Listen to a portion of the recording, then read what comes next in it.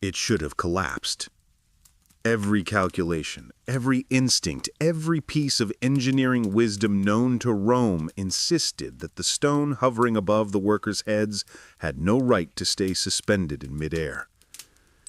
It leaned at an angle no human builder trusted. Its weight pressed down like a hammer. One wrong move would send the entire structure tumbling into a cloud of dust and broken bones. Yet there it was, balanced, almost floating, as if daring gravity to try its luck.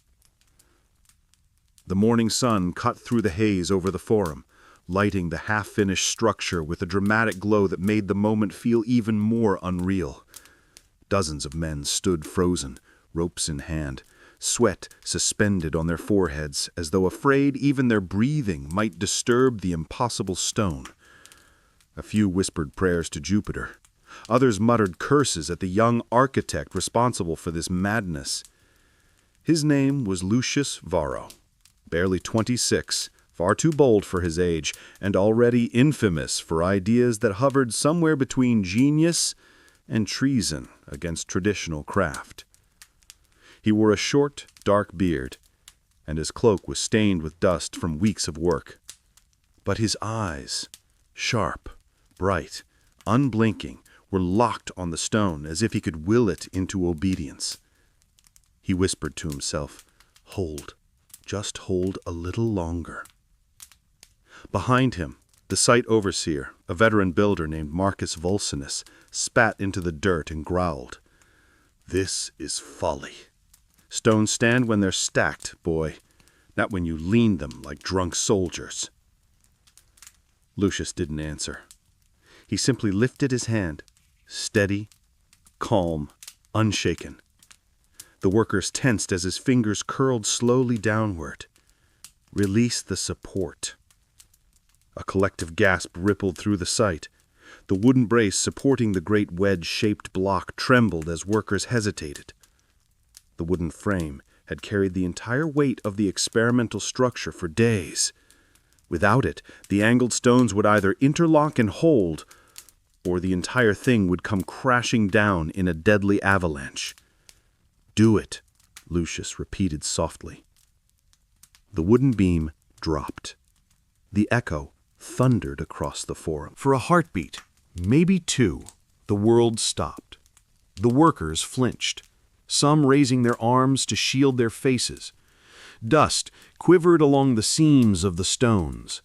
A small pebble clattered down the side and struck the ground like a warning shot. But the structure did not collapse. Without the support, the stones shifted, just slightly, just enough for their weight to transfer from downward collapse into sideways pressure, each wedge pushing against its neighbors until they locked into a perfect curve. A curve that defied gravity. Marcus's eyes widened. "By the gods!" "We did it," Lucius whispered. "It stands." The wedge stones, voussoirs he called them, using a term almost no one else understood, held one another in balance. Each was cut precisely to shape, and at the very top, the final stone, the keystone, pressed gently downward, squeezing every other stone into place. And that pressure, the very thing that should have caused collapse, was the secret that made it unbreakable. The first of Rome's true arches had been born. Workers slowly stepped back, staring at the structure with suspicion, awe, and a hint of fear. For generations, Romans had relied on straight beams, timber lintels that snapped, cracked, and demanded constant repair. But what they saw now didn't behave like any roof or wall they knew. It didn't sag. It didn't buckle. It held, calmly, proudly, as though it had always belonged to the earth. Lucius finally breathed again and lowered his hand. "You've just watched Rome's gravity prison open." Marcus snorted in disbelief. "You've made a curved doorway, that's all." "Not a doorway," Lucius said, turning toward him. "A weapon, a tool, a new kind of strength." "A curved stone is strength?" Marcus laughed bitterly. It doesn't fight gravity, it teaches gravity to follow the curve. The workers exchanged puzzled looks, but even they sensed the truth of his words. Something had shifted in that moment, something subtle, something revolutionary. Rome had just unlocked a new way to build, though none of them yet understood how far the discovery would carry them. Not to the hills beyond the city, not across the empire, but across millennia, long beyond the rise and fall of the Caesars. But all that would come later, for now a young architect stood beneath a stone that should not have stayed in the air, listening to the chorus of all rising from the crowd gathering beyond the ropes. Merchants, senators, slaves, travelers, everyone stopped to stare. Whispers surged. "How is it standing? That shape is unnatural. It should fall. Why doesn't it fall? Is it magic?" No, it wasn't magic. It was mathematics, force, geometry, pressure, innovation. 1,000 tiny ideas woven together into a single elegant solution. A solution Rome didn't yet know it needed. Lucius stepped forward, placing his hand gently on the keystone. The stone was warm under the sun, smooth from careful shaping, and alive with the tension pressing through it. "This," he murmured, "will change everything." And it would. The arch would soon leap from small experiments to bridges vaulting across ravines, aqueducts carrying rivers through the sky, colonnades supporting colossuses, stadiums holding crowds of 50,000 Romans. It would give rise to domes that seemed to float on air, vaults that stretched like the ribs of titans, and a style of building that would become the backbone of civilization itself. But today, the revolution fit in the palm of one man's hand and the gentle curve of 12 stones. Before we dive deeper into the incredible journey of how Rome used this simple invention to build the impossible, I want to welcome you. You're about to explore one of the most breathtaking ancient engineering stories ever told. How humans who lived 2,000 years ago figured out a way to beat gravity itself. If you love unraveling forgotten technology, ancient genius, and the secrets that shaped our world, you're in the right place. And if you enjoy this story, consider subscribing so you don't miss the next chapters of this incredible journey. Now, let's step into the world of Rome, a world on the brink of discovering the technology that would define an empire. Long before Lucius Varro coaxed a rebellious stone into defying gravity, Rome had a problem. One so vast and so constant that most citizens didn't even recognize it as a problem anymore. It was simply the way things were, the way they had always been. Roofs sagged, beams cracked, ceilings failed. It was a quiet threat lurking above every head in the empire. For centuries, Rome had built upward, ambitiously but reluctantly, as though every structure carried a secret fear of its own height. A tavern owner might tell you proudly that his second floor had held steady for 10 whole years, and his neighbors might whisper congratulations as if he had cheated death. A wealthy merchant might commission a grand hall with imported timber, only to continue glancing nervously at the ceiling for the rest of his life. Even the Senate House itself, proud as it stood, had collapsed more than once throughout history. Flat ceilings, Rome's most persistent architectural weakness, held power over everyone. The problem was simple. Gravity had no mercy for long horizontal spans.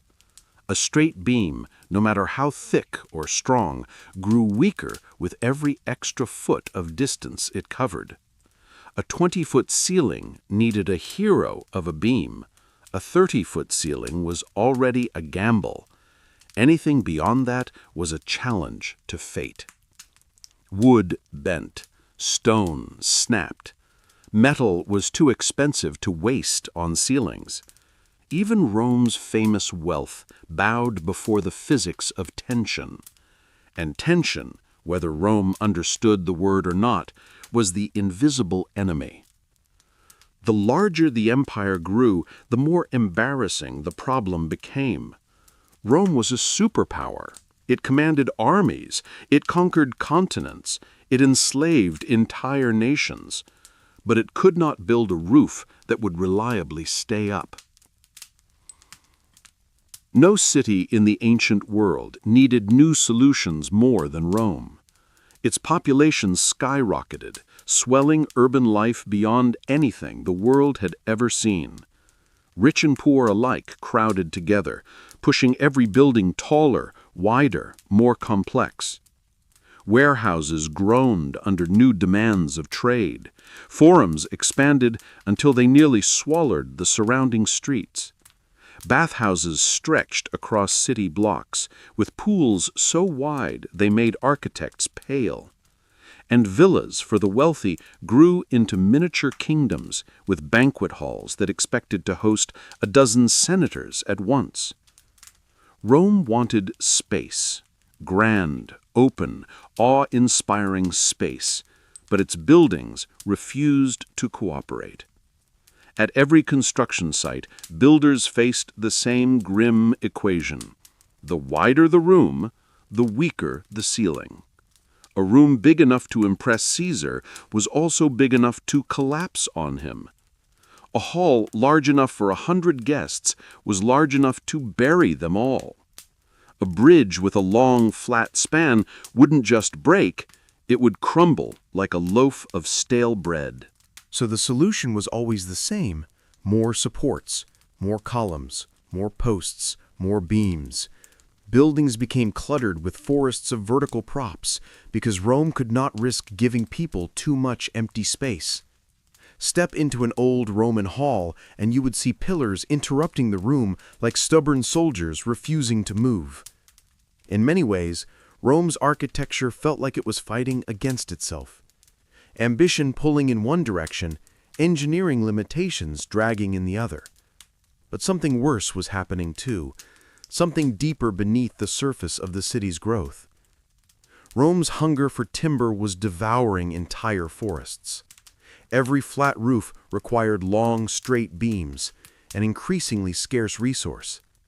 Trees had to be felled miles away, transported down rivers, hauled by oxen, processed by skilled carpenters, and carried across the city by teams of sweating laborers. And still the beams cracked. They warped in the sun, twisted in the humidity, buckled under weight. The empire was expanding, but its infrastructure was on the verge of snapping. Engineers whispered among themselves about the dangers. If Rome couldn't solve its ceiling crisis, the city would collapse under its own success. Structures were getting taller, but ceiling technology wasn't keeping up.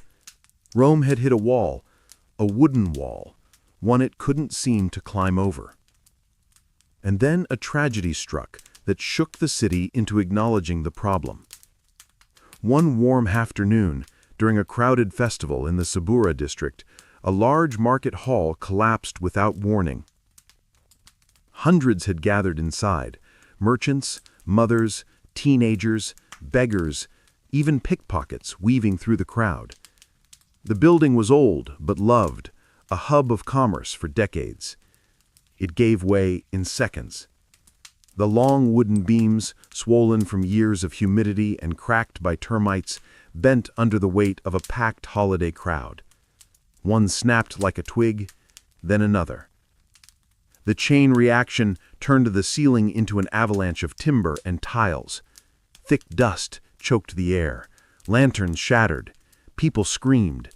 By the time rescuers dug through the rubble, dozens were gone. Rome mourned, But Rome also panicked.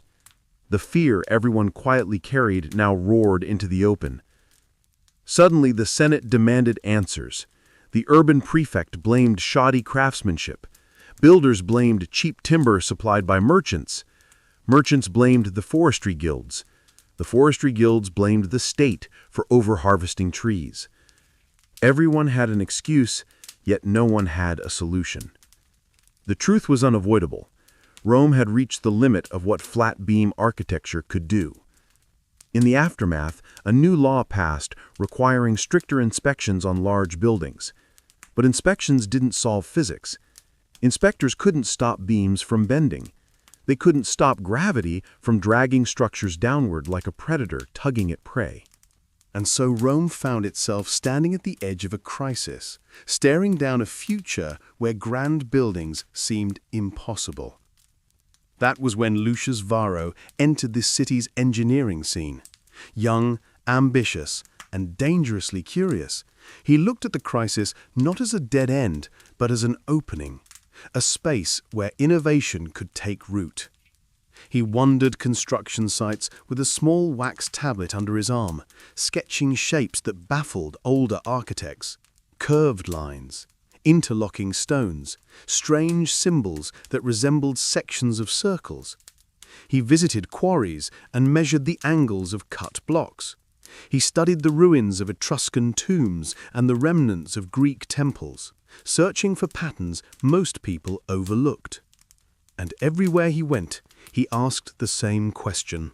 Why do we insist on fighting gravity? Most builders laughed at him. Because gravity always wins, they said. It is Rome's oldest enemy. But Lucius didn't believe that.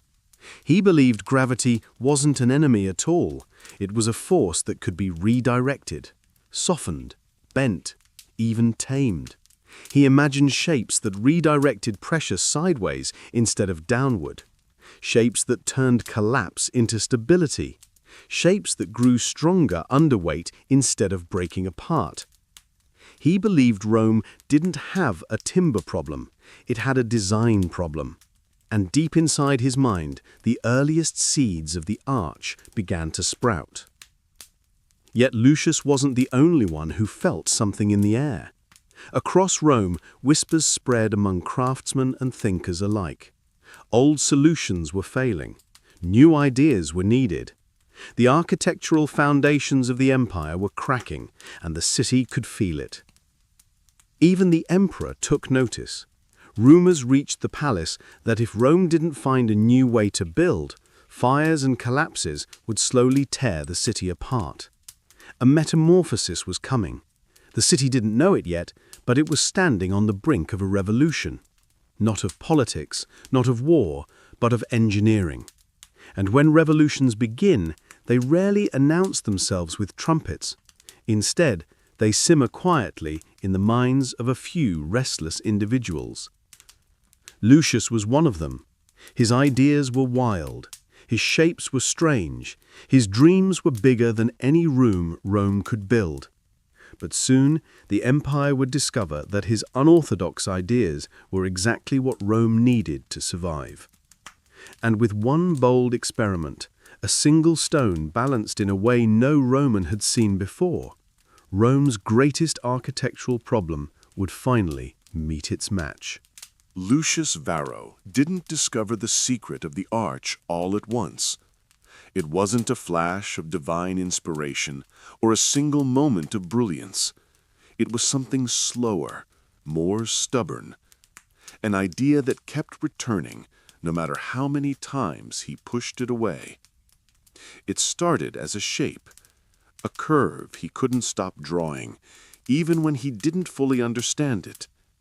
And every time he saw a stone split or a beam sag, the idea returned, whispering that there had to be a better way. At first, he didn't dare speak of it too openly. Rome respected tradition more than innovation, and its builders valued their father's methods even when those methods failed. But Lucius saw things differently. Where other architects saw failure as fate, he saw opportunity. Where they saw collapse as bad luck, he saw physics. Where they saw flat beams as the only way, he saw an unexplored world of shapes and forces. It began one afternoon in a quiet workshop in the Northern District, where Lucius had arranged the meeting with an old stonecutter named Titus Bellicus. Titus had spent 50 years shaping marble for temples and monuments. His hands were scarred, his shoulders bent, his voice gravelly from inhaling stone dust, but his eyes still burned with a craftsman's intensity. Lucius arrived carrying a wooden box filled with small blocks of stone, each carved into peculiar shapes, slightly tapered, like slices of a wheel. He picked one up, turning it over in his thick fingers. This is the wrong shape for a cornerstone, and the wrong angle for a roof block. What are you trying to build? Something that holds its own weight, by leaning against itself. The stonecutter raised an eyebrow. Stones don't lean. They fall. Not if they lean together, Lucius insisted. Not if each one presses sideways, not down. The stonecutter frowned, puzzled.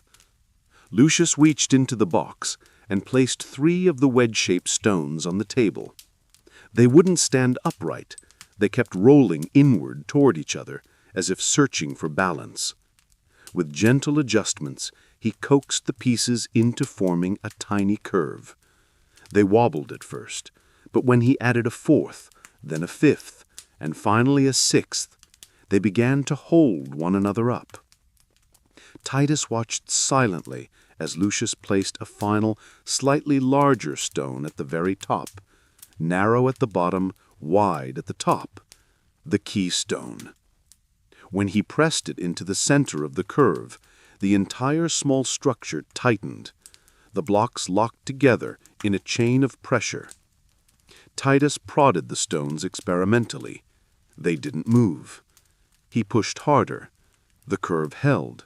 He struck it with his fist. It stayed firm. He looked at Lucius with a mixture of astonishment and suspicion. "How?" was all he said. Lucius felt a surge of excitement. Each stone wants to fall inward, but because they're shaped like wedges, they push against their neighbors instead. Every stone supports the next, the pressure spreads out, and all of it collects here. He touched the keystone, where it becomes strength instead of weakness. Titus stared at the tiny arch as though it were a living creature. "You're telling me the stones hold themselves up by pressing into each other?" "Yes." "No mortar?" "None." "No beams?" "No beams." The stonecutter exhaled sharply. "This is witchcraft." "It's geometry and gravity, working together instead of against each other." Titus shook his head slowly, still staring at the model. "And you think this can scale? That you can build this with blocks the size of oxen, not toys?" Lucius nodded. "I know we can." Titus wasn't convinced, but he was intrigued, and that was enough. For weeks the 2 men worked together in the dusty workshop, carving and testing. They experimented with angles, ratios, and tapering. They discovered that if the wedges were too steep, the stones slipped inward too quickly. If they were too shallow, they behaved like ordinary blocks and collapsed. The perfect angle, somewhere between 30 and 50 degrees, created the magical balance Lucius knew existed. One evening, as the sun set and the workshop filled with gold light, Titus placed his tools down and said, "These stones aren't fighting gravity. They're redirecting it." Lucius smiled. "Exactly. Down becomes sideways. Weight becomes pressure. Pressure becomes strength." Lucius felt a thrill at hearing someone else describe his idea with such clarity. It meant the concept was real, not just in his head, but in the hands of someone who had shaped stone longer than Lucius had been alive. But even as Lucius refined the shape of the wedge, he faced another challenge, proving to the city that a curve of stones could outperform a solid beam. That chance came sooner than expected. Months later, the two men presented their full-scale test to the Construction Council, a gathering of Rome's most experienced builders, many of whom had long been skeptical of Lucius's radical ideas. They gathered at a quarry outside the city, where Titus had carved 12 massive wedge stones from limestone. Each block was taller than a man's waist, meticulously angled to create a perfect curve when arranged correctly. A wooden frame held them in place as the workers positioned them one by one. The council members muttered among themselves, "He's making a circle out of stones. No, it's a doorway. Doorways aren't supposed to bend. This is madness." Lucius tried to remain calm. His hands trembled, but his eyes stayed fixed on the keystone, the final stone that would transform the assembly into a precarious stack, into an arch. Titus lifted the keystone with the help of 3 workers. The rope tightened, the stone rose. Lucius's breath caught in his chest as they lowered it into place. The stones shifted, then pressed inward, then locked. The wooden frame creaked. Lucius swallowed hard. "Remove it." The crowd gasped. "Too soon! It's unstable! Don't risk it!"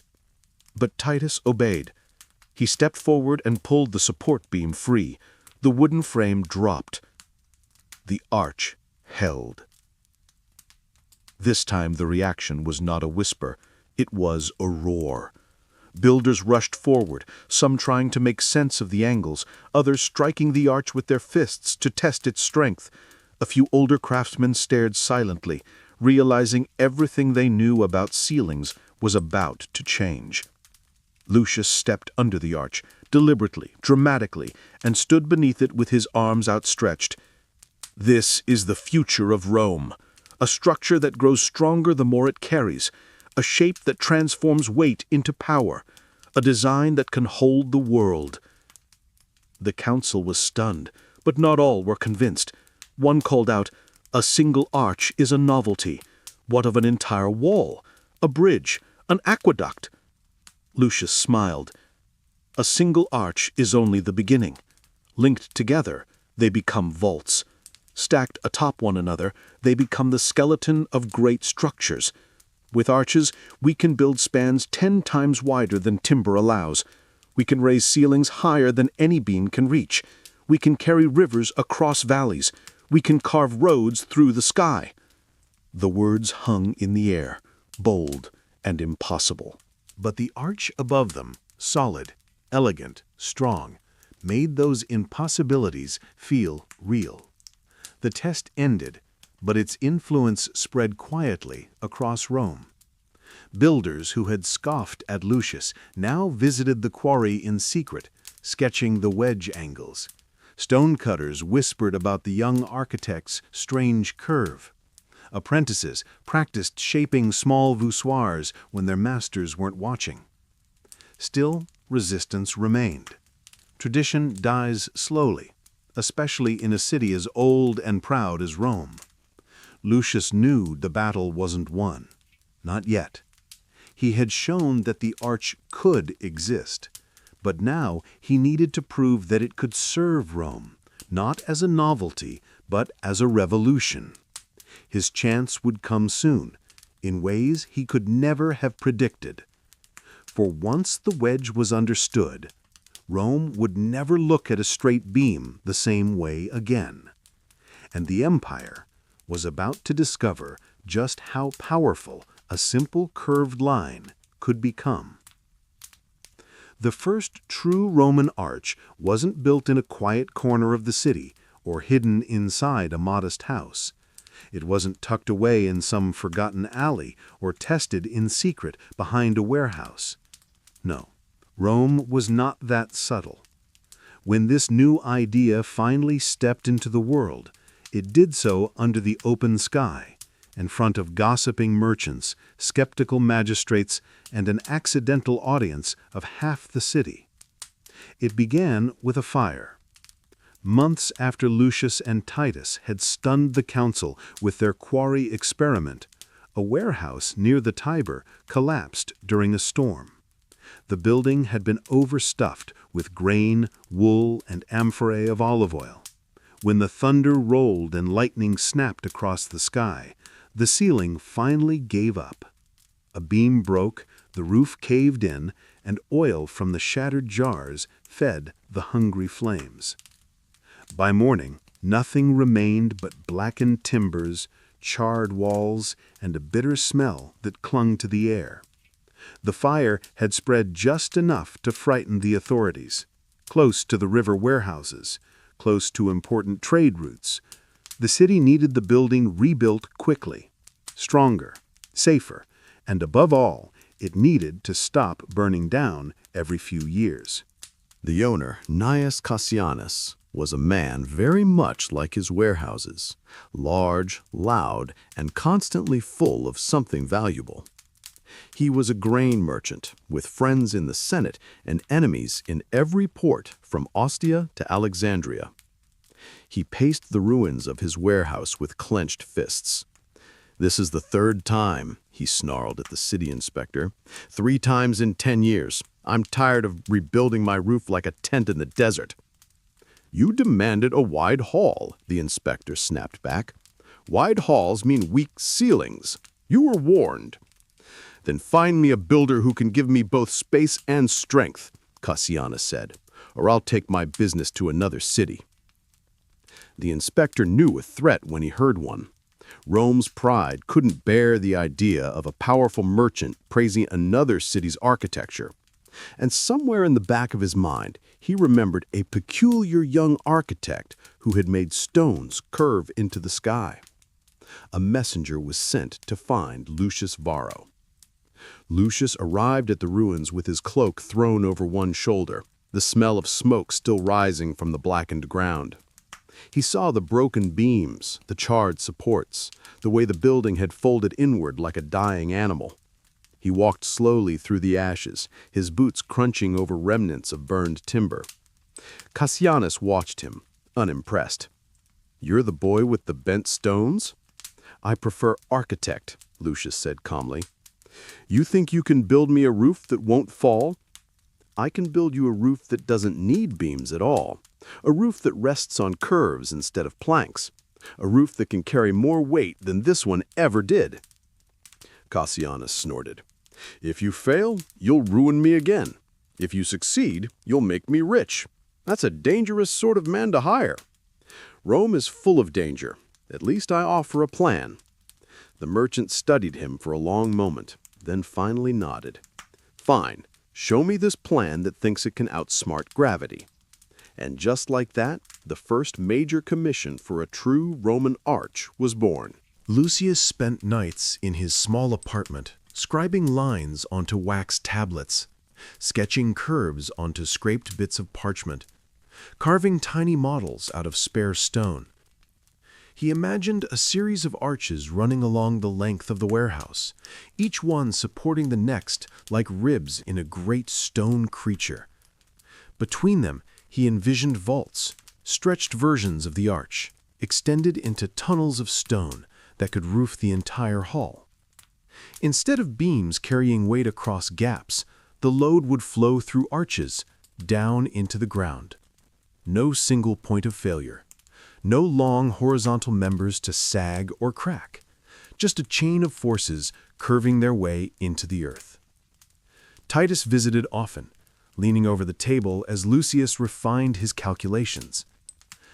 "You're not just building one arch," Titus said one night. "You're building an army of them." "Exactly," Lucius replied. "One arch is a trick. Many arches are a system, and systems change the world." Of course, not everyone was thrilled. News of the design spread quickly. Rome loved rumors as much as it loved bread and wine. Soon, the city was buzzing with arguments. "They're building curved ceilings," one carpenter complained in a tavern. "Curved, without beams. It's an insult to honest wood." A stonecutter at the next table shrugged. "Stones are stronger than timbers. Yes, on the ground, not hanging over your head like a storm cloud." Some older builders feared more than embarrassment. If the arch worked, everything they knew would become obsolete. Apprentices would flock to this new style, leaving traditional techniques behind. Entire guilds might lose their influence. So it was no surprise that when construction began, resistance followed. Lucius stood at the site as foundation trenches were dug and wooden scaffolds were raised. The air filled with the smell of earth and cut stone. Workers hauled blocks into position under the watchful eye of Titus, who had personally shaped each wedge stone for the project. The voussoirs lay in neat lines, their angled faces glinting under the sun, like teeth waiting to bite into the sky. As the first arch began to rise, whispers turned into snide remarks. "You're building a doorway sideways," one skeptical foreman muttered. "No," Lucius replied without looking away from the work. "I'm building a wall that breathes." He insisted on precision. Every stone had to be positioned just right. Every wedge angled perfectly so the forces would flow smoothly. He paced constantly, checking alignment with plumb lines and measuring rods. Titus barked at his men, more demanding than ever. Mistakes were not just errors, they were potential disasters. One evening, Lucius stayed late after the workers left. The first arch was nearly complete, resting on temporary wooden frames. Moonlight cast its pale glow over the site. The partially raised structure looked ghostly, like the ribs of some ancient creature emerging from the earth. That was when he heard footsteps behind him. He turned to see Marcus Volsanus, the veteran builder who had mocked his first quarry experiment. "I heard you convinced a rich fool to trust your curves," Marcus said gruffly. "Cassianus is many things, but not a fool," Lucius replied carefully. Marcus stepped closer, eyeing the unfinished arch. "You're risking lives, you know that. If this fails, it won't just be stone that falls. It'll be men, workers, merchants, children running through the market." Lucius didn't flinch. "I know what's at stake. That's why I'm here after dark, checking everything myself." Marcus folded his arms. "You've changed the shape, boy, but have you truly changed the risk?" "Yes," Lucius said quietly. "I'm not asking the stone to do something impossible. I'm asking it to do what it's always wanted to do, fall. But I'm guiding how it falls. I'm turning that downward force into sideways strength. The danger isn't in the arch, it's in refusing to improve old methods that keep failing us." The older builder studied him for a long moment, then sighed. "I hope you're right. Rome has enough ruins already." He left without another word. Days turned into weeks. More arches rose, each one built upon the success of the last. The scaffolding creaked under the weight, but the stone remained steady. Once the ribs of the warehouse were complete, Lucius began connecting them with curved vaults, shaping a continuous roof of stone that channeled every bit of weight into the arches and then the ground. The city watched the transformation with a mixture of fascination and dread. Even Cassianus, who liked to pretend he feared nothing, could be seen chewing his lip as he watched the ceiling grow higher and heavier. Finally, the moment came. The wooden supports that had held the vaults and arches during construction stood like a forest beneath the stone canopy. The structure existed, but it had not yet proved itself. It was like a great beast, asleep, but untested. Lucius called for the workers to assemble. Titus stood beside him, dust on his beard, hands clasped tightly. Cassianus arrived in his finest cloak, trying to hide his nervousness under a layer of gold jewelry. Marcus appeared at the edge of the crowd, arms crossed, saying nothing. Lucius stepped forward. "Today," he said, his voice carrying across the site, We see whether Rome is ready to build with the strength of curves instead of the weakness of lines. He nodded to the workers at the supports. Begin. One by one, the temporary wooden frames were loosened. The first support slipped away with a groan, and the arch above it took the weight. The stone shifted, not downward, but inward, into itself. The curve tightened. A murmur spread through the crowd. More supports were removed. The vaults trembled slightly, then settled like a chest exhaling after a deep breath. Dust drifted down in lazy threads. A pebble clinked to the floor. Cassianus muttered a prayer under his breath. The final support remained at the very center of the hall, a thick vertical beam bracing the widest section of the roof. If anything was going to fail, it would fail here. Lucius knew it, Titus knew it, everyone knew it. Lucius walked up to the beam himself. "Are you sure?" Titus whispered. "No," Lucius said, "but that's what makes it worth doing." He gripped the wedge at the base of the support and struck it with a mallet. The wood shifted. Another strike, and the beam began to tilt. A third strike, and it toppled. For a heartbeat, the world held its breath. The arches bore the load. The vaults pressed into them. The entire structure shuddered, gently, like a giant waking up, and went still. The stone roof did not fall. It stayed, smooth and solid, spanning a space wider than any timber ceiling had ever dared attempt. An enormous open hall now stood where once beams had crowded the air. Silence. Then a sound broke it. Not the crash of stone, not the snap of beams, but applause. Hesitant at first, then growing. Workers cheered. Titus laughed, a sharp, relieved bark. Cassianus, wide-eyed, slowly began to grin. "It stands," he said, almost in disbelief. "By the gods, it stands! And look at it! So much space! You could march a cohort through here!" Lucius let out a long, trembling breath he hadn't realized he'd been holding.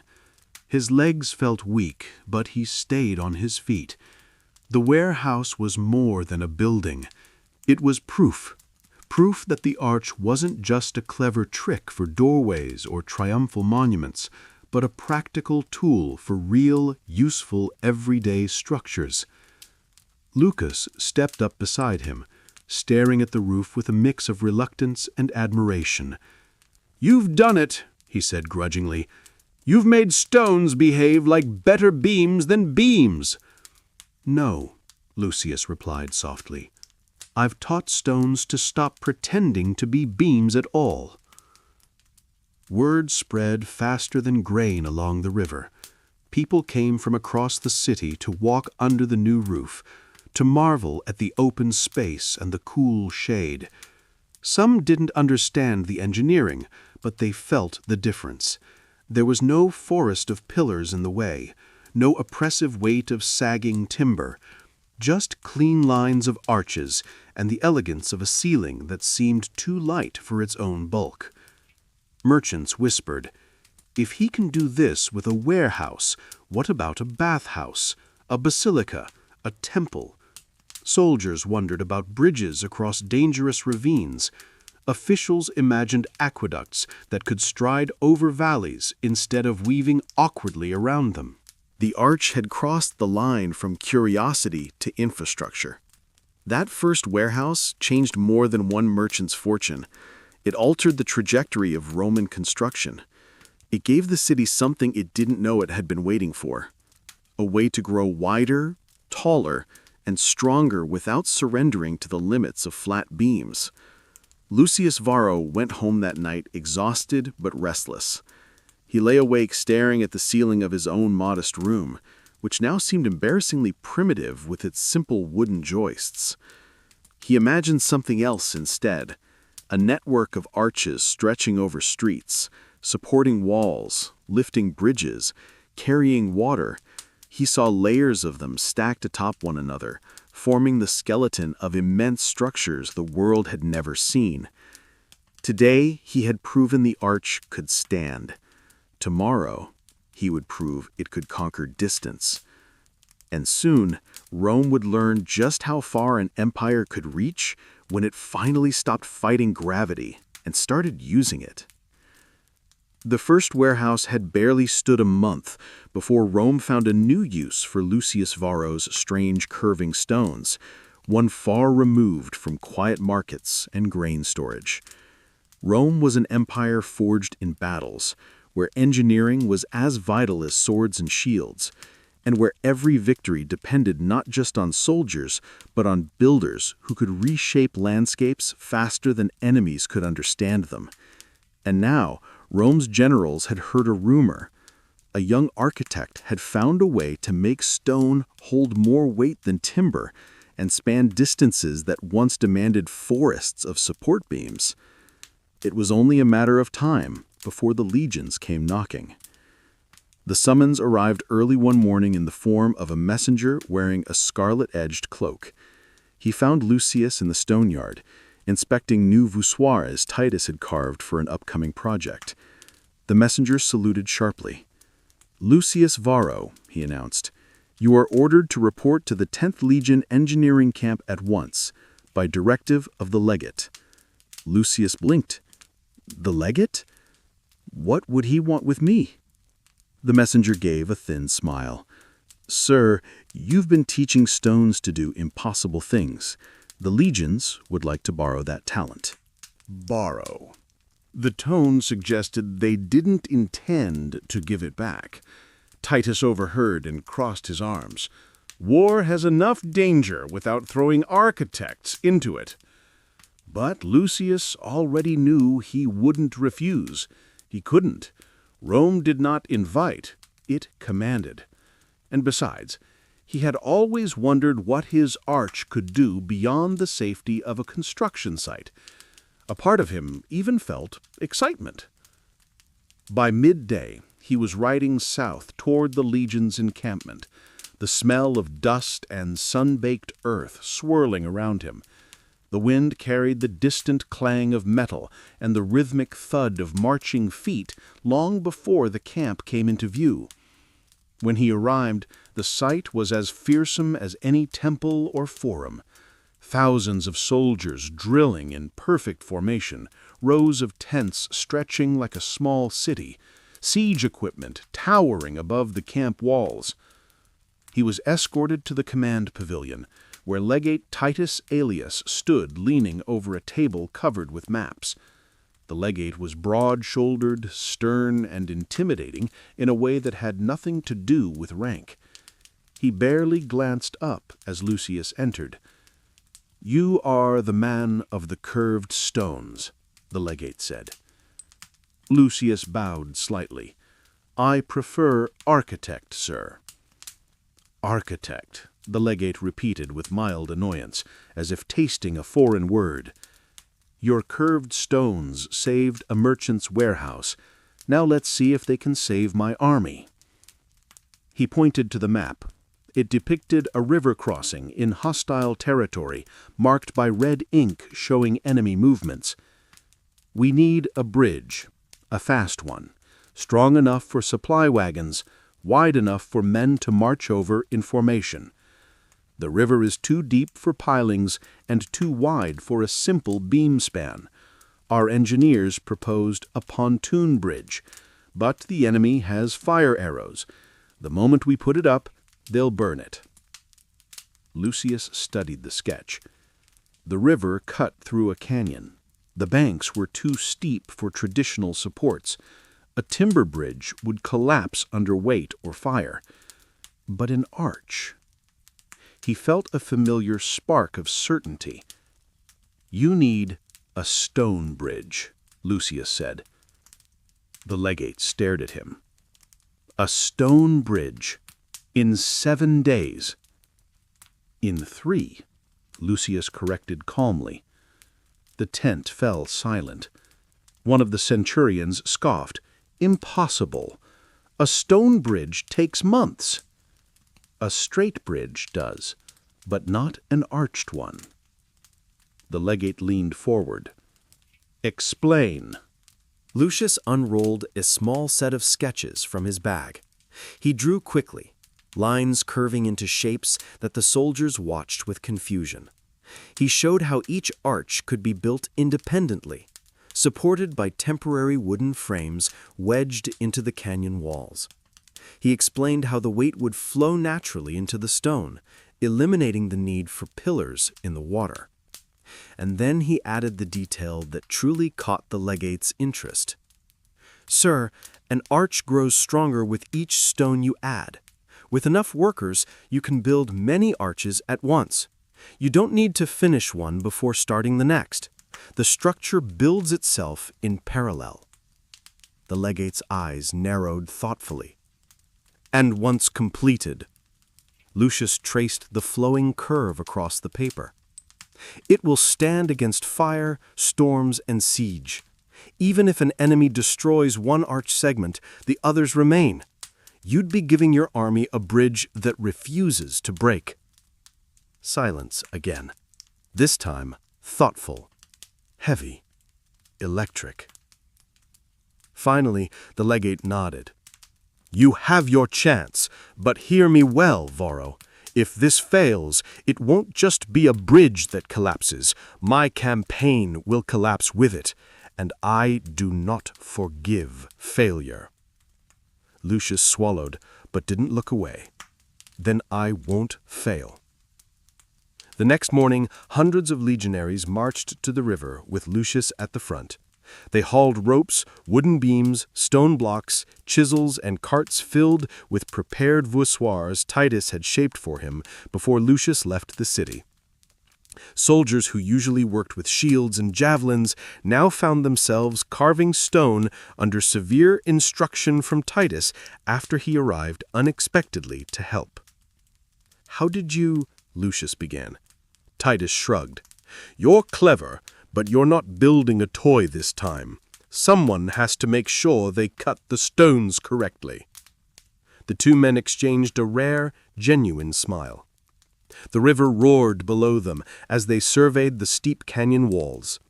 Lucius assigned teams to anchor wooden platforms into the rock, building temporary scaffolds that seemed to cling to the canyon like spider webs. Workers braced themselves against the wind, the dizzying drop below them enough to make even seasoned soldiers sweat. Lucius moved constantly, directing, measuring, calculating. The first arch rose quickly, its wedge stones carefully aligned. The wooden frames creaked as the keystone was hoisted into place. Titus whispered, "Ready?" Lucius nodded. The ropes were cut. The arch held, tightening just like before, embracing the forces around it. Soldiers cheered. One arch down, 11 to go. The camp transformed into a frenzy of coordinated motion.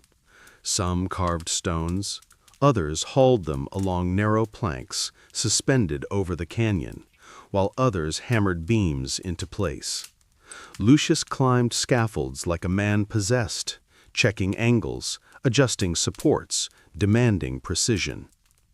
The men respected him, not because he was stronger or louder, but because his confidence spread like fire. Every time an arch locked into place, morale surged. By the end of the second day, half the arches stood proudly above the roaring river. On the third morning, disaster struck. As a team carried a keystone toward the seventh arch, an enemy scouting party appeared on the cliffs. Arrows rained down. One struck a soldier. Another hit the rope carrying the stone. Someone shouted. The keystone slipped, falling toward the canyon. Lucius lunged to grab it, but Titus caught his arm. "If you fall, Rome loses more than a stone." The keystone tumbled silently, then smashed into the water below, swallowed instantly. Panic spread through the workers. "We don't have another stone ready," a soldier cried. "We'll fall behind schedule." Lucius steadied himself, hands trembling. The bridge had to be finished that day. The legate scouts had warned that the enemy planned an attack at dawn tomorrow. Without the bridge, the legion would be trapped. Titus gripped Lucius's shoulder. "We carve another, tonight, if we must." Lucius looked at the sun sinking behind the canyon. Less than a day left. "No," he said. "We carve now." He turned to the soldiers. 8 of you, bring me a block. You, set the chisels. Titus, guide the cuts. They worked with frantic speed. Stone chips flew. Mallets hammered. Titus barked instructions while Lucius shaped the keystone with his own hands, ignoring the ache in his arms. The sky darkened. Torches were lit. The canyon glowed with flickering firelight as they sculpted the stone into a perfect wedge. Near midnight, exhausted and covered in dust, they hoisted the replacement keystone into place. Lucius gave the command. The frame dropped. The arch held. By dawn, every arch stood. By midday, the connecting roadway of stone slabs lay across them. When the final piece clicked into place, the soldiers stomped the new bridge with their boots, laughing in disbelief. Legate Aelius rode across the span himself, stopping halfway to look down at the roar of the river below. "A bridge built in 3 days," he murmured. "Rome has gained a new weapon." He turned to Lucius. "You've changed warfare, Varro." Lucius bowed slightly, but his eyes drifted across the arches. It wasn't pride he felt. It was the realization that the arch, once a fragile experiment, now stood unshakable in the heart of war. Rome didn't just march across the bridge that day. It marched into a new era, where stone could travel farther, lift more, and conquer landscapes that once defied armies. And the arch, once a curiosity in a dusty workshop, had become a soldier in the empire's service. Long before Rome conquered the world, it conquered thirst. The city was a place of dust and stone, of crowded streets and thick summer heat that clung to the skin like a second cloak. Wells were never enough. Rainfall was unpredictable. The Tiber was too muddy to drink, too sacred to abuse, and too wild to trust. As Rome swelled with people, the need for clean, constant water became as essential as grain or peace. But by the time Lucius Varro returned from his bridge-building triumph with the 10th Legion, Rome had grown far too large for its old water systems. Fountains dried by midday, bathhouses turned away customers, households rationed water carefully. The city was choking on its own success. So when word spread that the young architect who had bent gravity for the legions had returned, Rome's water commissioner, the curator aquarum, requested his presence. Lucius found him waiting in a shaded atrium filled with maps, flow rate charts, and clay models of distant springs. The commissioner, Marcus Aquilius Rufinus, had the tired eyes of a man who had spent too many years fighting the impossible. "Varro," Rufinus said without rising, "you built a bridge in 3 days. Congratulations. Now tell me, can you bring water from the hills faster than I can lose my patience?" Lucius hid a smile. "What seems to be the difficulty?" Rufinus thrust a map toward him. "See this? The Aqua Marcia. Fresh water, cold water, beautiful water, and entirely useless to me right now because we can't get it across the valley west of the city. Every attempt at a channel has collapsed. Too much empty space, too long a span. Timber rots, earthen ramps wash away. Engineers swear the valley is cursed." Lucius traced the valley's shape with his finger. "It's not cursed, it's simply wide."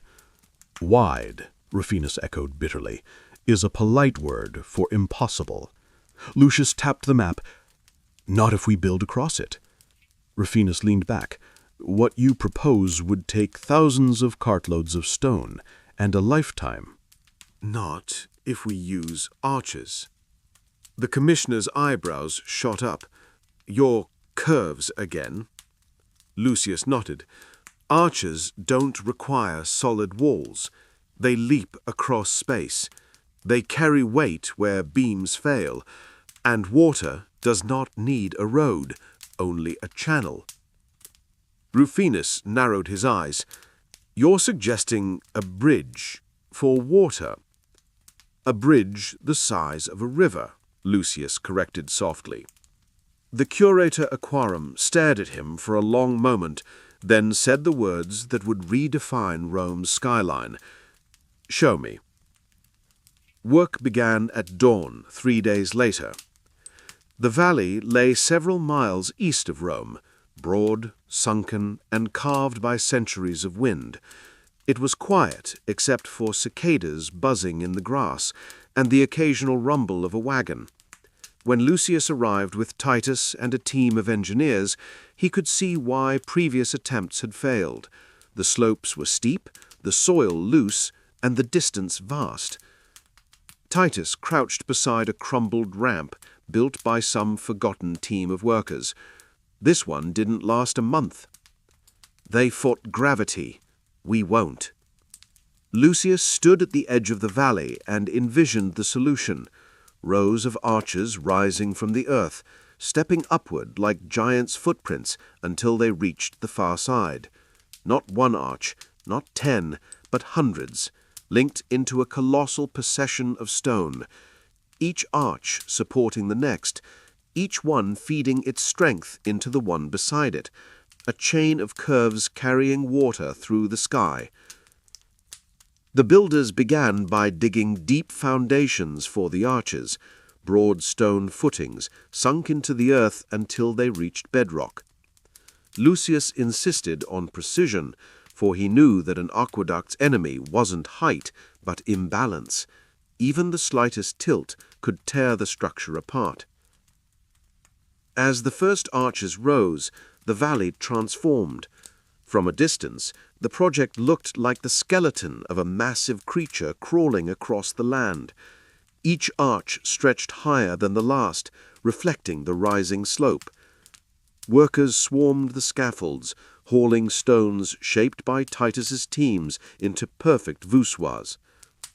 By the 10th day, the structure was already taller than anything else in the region. By the 30th day, it had become a landmark visible from Rome's outskirts. But it wasn't just size that fascinated the workers. It was the way the structure behaved.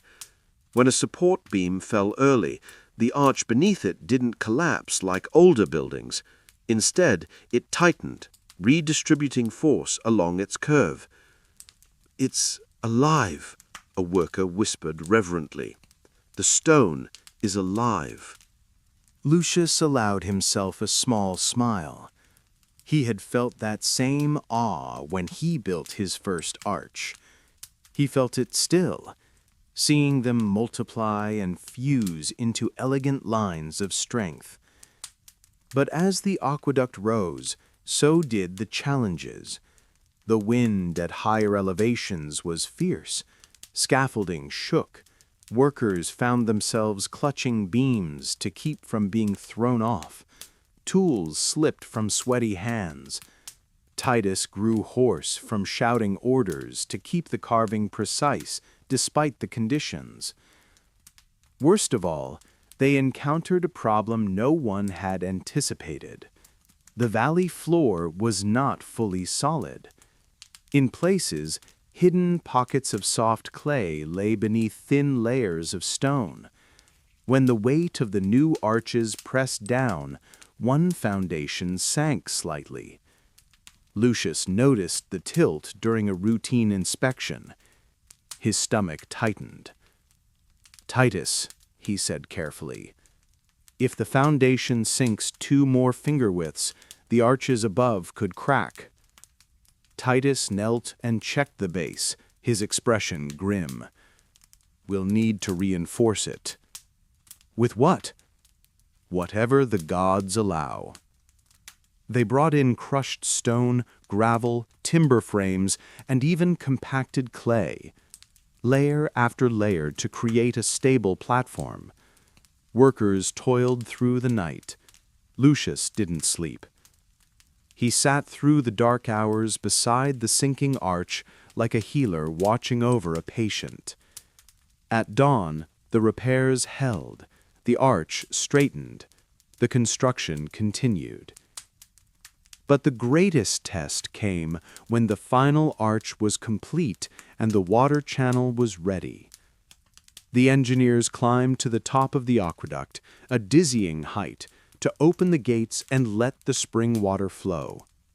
It trickled at first, then streamed, then rushed forward with steady power. The channel filled, rippling under sunlight. Workers cheered. Titus embraced his apprentices. Even Rufinus, who had insisted on scholarly composure throughout the project, wiped tears from his eyes. But Lucius watched the arches, not the water, because he knew that the true test wasn't whether water flowed, but whether the arches could carry that weight without stress. The aqueduct did more than succeed. It excelled. The water moved smoothly across the valley, its gentle slope guiding it toward the city like a silver thread stretched across the sky. No leaks, no tilting, no cracks. And the arches, those impossible curves, stood proud and silent, each one distributing its burden perfectly. As the water entered Rome for the first time, fountains sprang to life. Bathhouses filled. People gathered in the streets, laughing, crying, touching the cool streams as though they were gifts from the gods. And in a way, they were. That evening, Rufinus met Lucius at the foot of the aqueduct. The sun dipped low, casting long shadows across the stone pillars. "You've given Rome a miracle," Rufinus said. "Not a miracle," Lucius corrected. "A method." Rufinus chuckled. "Call it what you want. Rome will never thirst again." Lucius looked up at the arches stretching endlessly across the valley. This is only the beginning. If arches can carry water through the sky, they can carry anything. Roads, markets, entire cities. Rufinus raised an eyebrow. "Cities in the sky?" Lucius smiled, but only faintly. One day. He didn't yet know how right he was. For the arch, once a humble experiment in a dusty workshop, was now shaping Rome itself. And soon it would shape something even larger, something that would stand as a symbol of Roman power long after the empire itself crumbled. But for now, Rome drank deeply, and its people rejoiced under the shadow of a sky-born river, unaware that they were witnessing the birth of one of history's greatest architectural revolutions. Beneath the noise of Rome, the shouts of merchants, the rumble of wagons, the clang of metal from blacksmith shops, another world existed, a world most citizens never saw, a world of shadows and stone, where the city hummed with a different kind of life. It was a world held up by arches just as magnificent as those raising aqueducts into the sky. But these arches did not boast in the sunlight. They worked in silence, carrying burdens no monument ever would. Lucius Varro discovered this world almost by accident. It happened shortly after the aqueduct's completion, when Rome began whispering his name like a spell. Builders wanted him, merchants praised him, officials sent messengers requesting meetings. Even rival architects scribbled rough sketches of curves in secret. Yet Lucius avoided the attention as best he could. Praise felt like danger. Too much of it made men careless. Then came the summons from the aedile, the magistrate responsible for Rome's infrastructure. Unlike Rufinus, the water commissioner, the aedile did not wait patiently. His letter demanded Lucius's presence at once, without delay, without excuse. Lucius arrived at the Forum in the early morning, where the aedile, Decimus Claudius Severus, paced beside a cracked marble tile floor, glaring at it as if it had personally insulted him. "Ah, Varro," Severus said sharply, "you build wonders above the earth. Now we need you below it." Lucius frowned. "Below?" Severus gestured irritably. "The ground is sinking." He pointed at the tile, which slanted downward into a shallow slump. Workers surrounded it with ropes, trying to keep citizens from tripping. "It's not just here," Severus continued. "Across Rome, the ground shifts. Streets sink. Storehouses buckle. Even portions of the Forum show dangerous dips. The problem lies below us." Lucius suspected the truth at once. The sewers. Severus nodded grimly. "The Cloaca Maxima is failing." The Cloaca Maxima, the Great Sewer, was one of Rome's oldest infrastructure marvels, built long before Lucius was born, before even the Republic existed. It carried waste, storm water, and runoff underground, channeling everything into the Tiber. Without it, Rome would drown in filth within weeks. Lucius felt the weight of the task settle on him like a cloak soaked with water. If the sewer truly was failing, Rome's survival was at stake. Severus led him to an inconspicuous stone grate at the edge of the Forum. Two laborers pried it open, releasing a warm gust of damp air that smelled of earth and something darker. "Down," Severus ordered. Lucius descended a ladder into the unknown. The first sight that greeted him was a tunnel large enough for two horses to walk through side by side. Arched, of course, but worn from centuries of use. Water trickled along the center. Torches flickered in the damp air as Lucius and the workers walked deeper. The deeper they went, the more Lucius understood the problem. Some arches had shifted. Others had cracked along their haunches. In certain places, entire sections sagged under the relentless pressure of the earth above. When they reached the worst section, Lucius felt his breath catch. A massive central arch, the backbone of this part of the sewer, had begun to buckle inward, its wedge stones no longer fully engaged. The keystone sat at a crooked angle. Cracked mortar littered the ground like broken shells. If the arch fell, the tunnel would collapse, taking parts of the Forum with it. Lucius examined the curve, tracing the lines of stress with his fingertips. He studied the stone, the angles, the way the earth pressed against the exterior.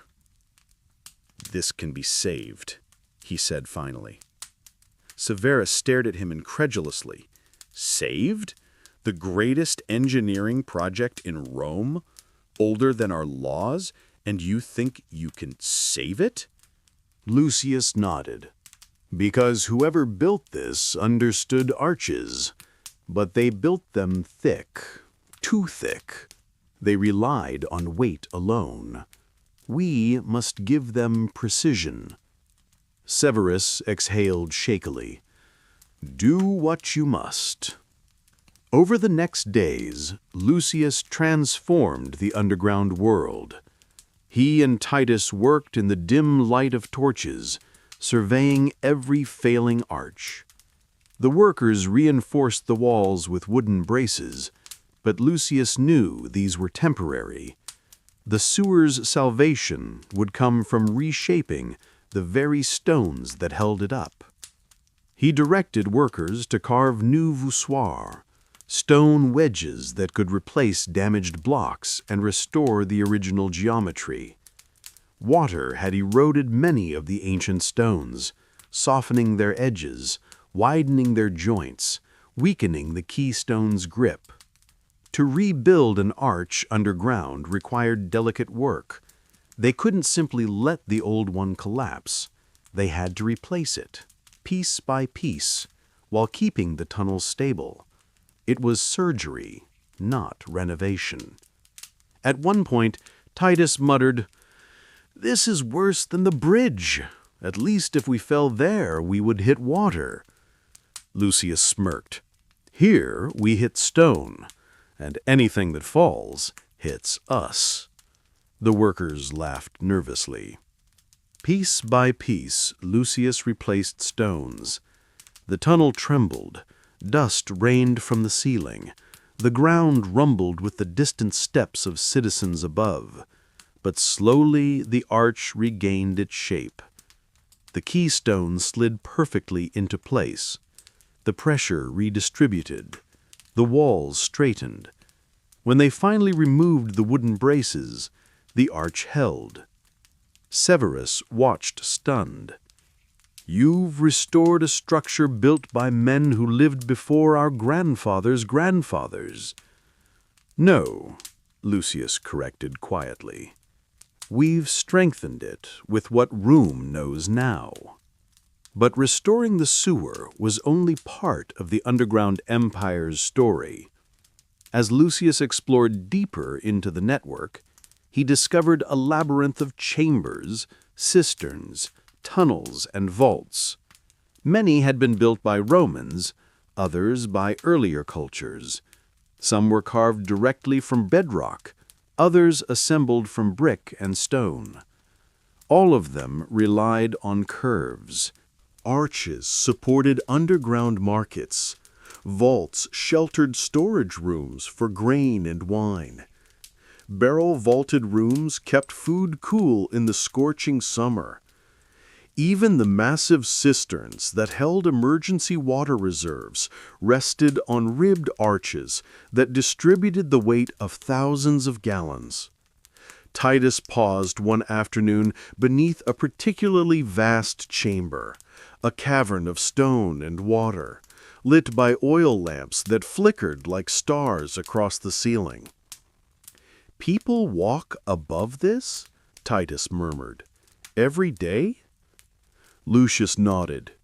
"Rome stands because of the things beneath it." He realized then that the arch wasn't just a tool for visible monuments. It was the hidden skeleton of the city, the silent partner of every public square, every market, every home. Without these underground structures, Rome would sink into the earth like a ship swallowed by the sea. The idea struck him like a sudden gust of cold wind.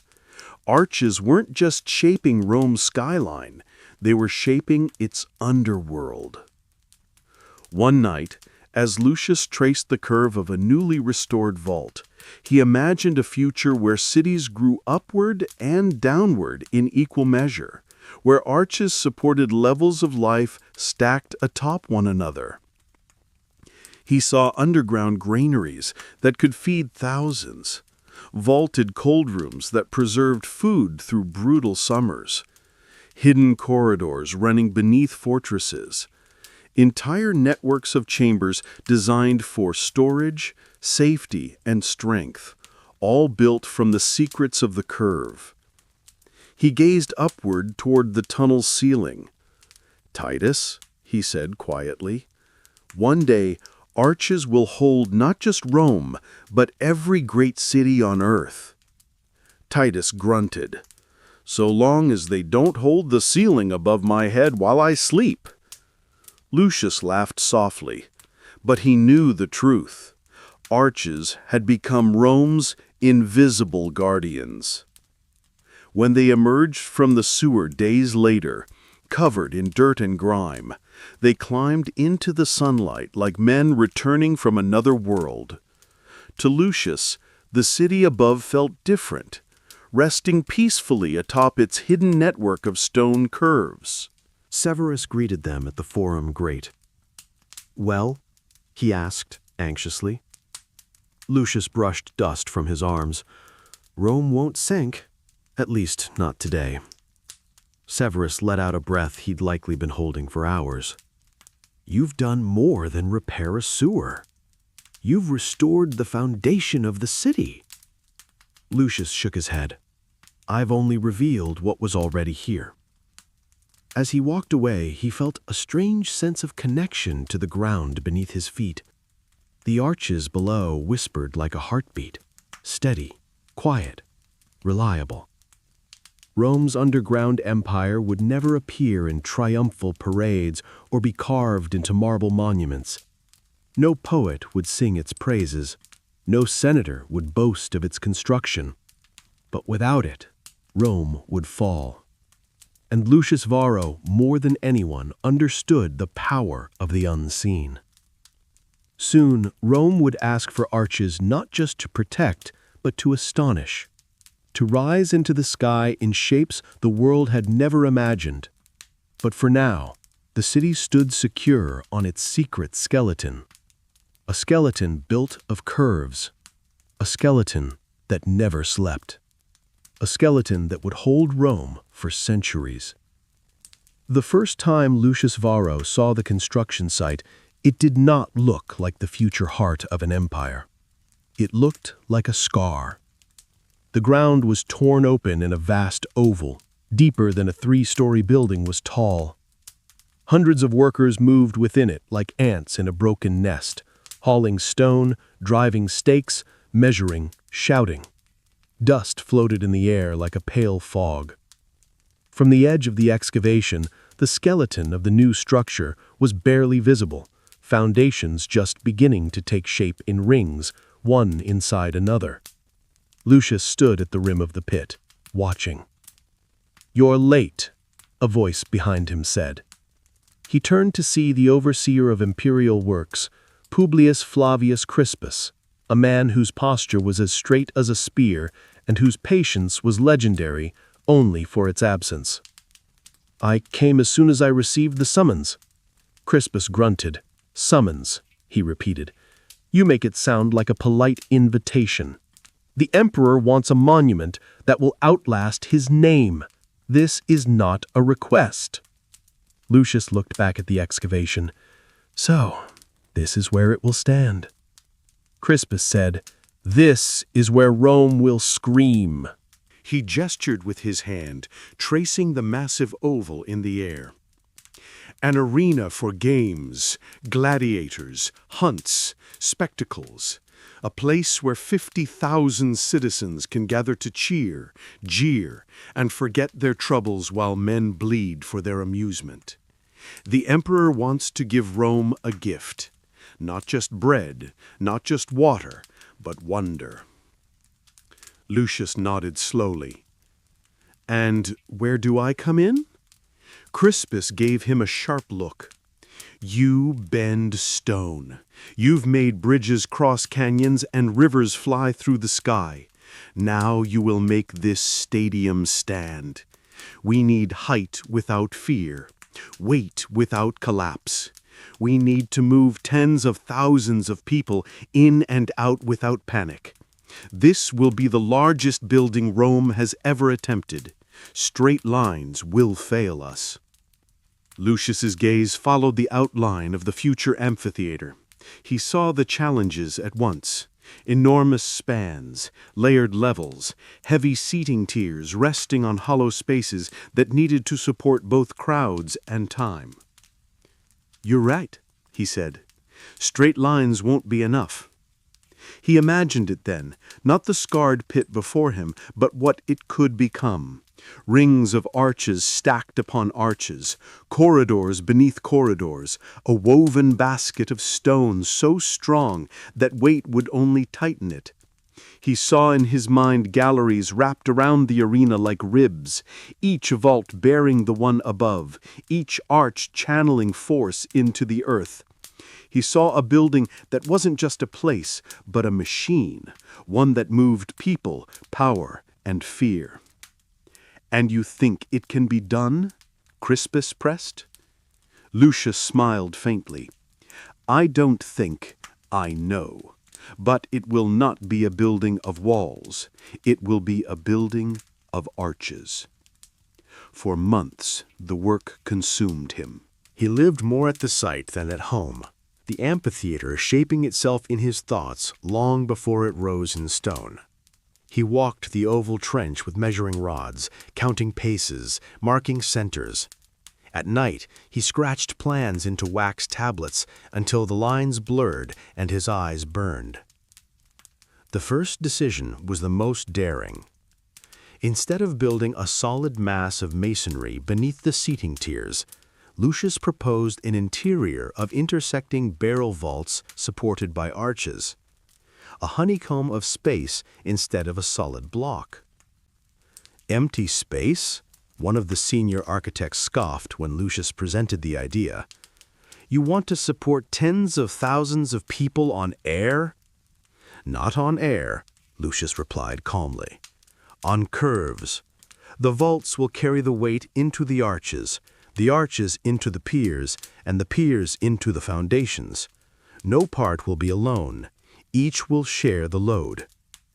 But with so much empty space, the man insisted, the structure will be hollow, fragile.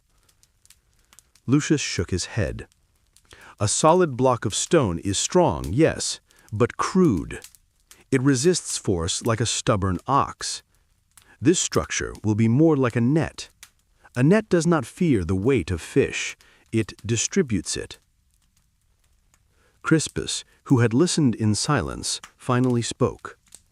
Can you prove this? I already have. In warehouses, in bridges, in aqueducts. But here we will build something that combines them all. Reluctantly, the others agreed. The plan was approved. Construction roared to life. In the months that followed, the pit slowly filled, not with loose earth, but with order. Massive radial walls rose from the foundations, stretching toward the center like spokes of a wheel. Between them, Lucius and his teams began to weave networks of arches. Workers slid wedge-shaped stones into place along wooden frames, forming curve after curve. Long barrel vaults stretched outward, intersecting in a pattern so precise it seemed to hum with invisible mathematics. As each arch locked into place, the structure gained strength not from mass, but from shape. Standing inside the growing skeleton of stone, Lucius felt as though he were walking through the ribs of some titanic creature. The air was cool in the passageways. Sunlight filtered through open archways and fell in stripes upon the floor. He imagined crowds one day streaming through these corridors, unaware that the ceiling above them was a chain of curves holding back catastrophe. Titus, now permanently attached to Lucius's work, ran his hand along a freshly set voussoir one afternoon and chuckled. Years ago, they laughed at your bent stones. Now they're stacking them to the sky. They don't realize, Lucius said softly, that this entire structure rests on trust. Trust? Trust that the arch will do what no straight beam can. Trust that an invisible idea will hold visible stone. They see the arena. They will rarely see this. He gestured to the network of arches hidden beneath the future seats. But this is what keeps them alive. Rome itself watched the outer shell rise. From the streets, citizens saw ring after ring of arches climbing upward, first one level, then two, then three. The facade became a forest of perfectly spaced openings, each framed by the curve that had become Lucius's signature. Between the arches, columns rose with different styles, Doric below, Ionic above, Corinthian higher still, giving the impression of layered elegance. But to Lucius, the true beauty was not decorative. It was structural. Each outer arch was more than an ornament. It carried real forces, channeling weight from the upper tiers down into the ground. The facade was not a mask. It was part of the skeleton. Inside, another miracle of arches took shape, the vomitoria, passageways designed to swallow and disgorge crowds with unprecedented speed. Lucius arranged them like channels in a river system. People would enter through one set of arches, flow up staircases supported by vaults, emerge into seating sections, and later exit through another set, all without chaos.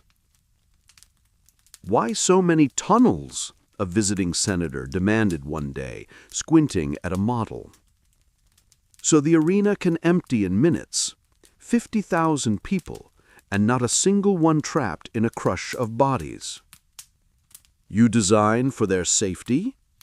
"I design for control, but safety is a fortunate result."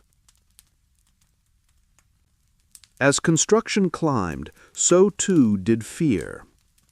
Once during the raising of the third tier, a rumor spread that one of the interior arches had cracked. Workers refused to climb the scaffolding. Mothers dragged their sons off the site. Even some of the architects whispered that perhaps they had reached the limit of what stone could bear. Lucius went to see the damaged arch himself. It had indeed cracked, but not at its crown. A single voussoir near the haunch showed a fissure, hairline but real. Titus frowned. "We could replace the stone." Lucius ran his fingertips along the curve, feeling the slight shift in pressure. "Not yet." He ordered the scaffolding reinforced, then climbed to the top of the arch and stood upon it alone. Workers shouted below. Crispus cursed from the safety of the arena floor. "Varro," he bellowed, "what are you doing?" "Demonstrating," Lucius called back. He bounced once, lightly at first, then harder. The arch did not collapse. The crack did not widen. Instead, the stress redistributed. The surrounding stones tightened their grip. "An arch is not a single stone," Lucius shouted down. "It is all of them together. One can fail. The system holds."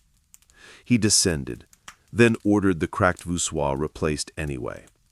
"Not because it will fall," he told Titus quietly, "but because fear spreads faster than fractures."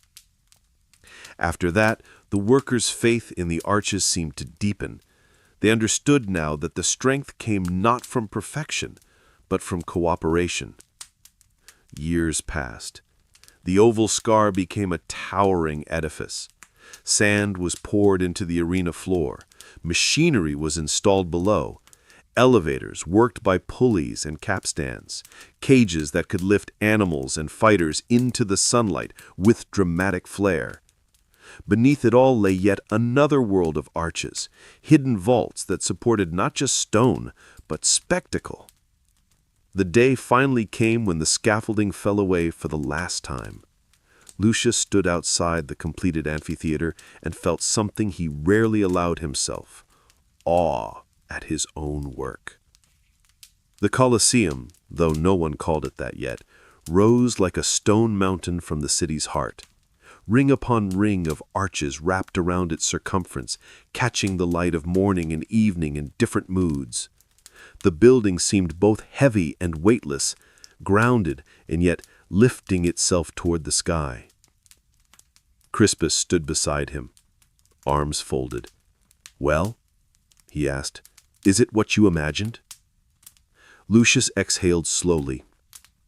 "It's more than I imagined, but not because of me, because of what the arch allowed us to do." Inside, when the first games began, Lucius did not watch from the emperor's box or the senatorial seats. He walked the corridors. He felt the thrum of 50,000 feet on the stone above him. The roar of the crowd vibrated through the walls like thunder, yet the arches around him didn't tremble with fear.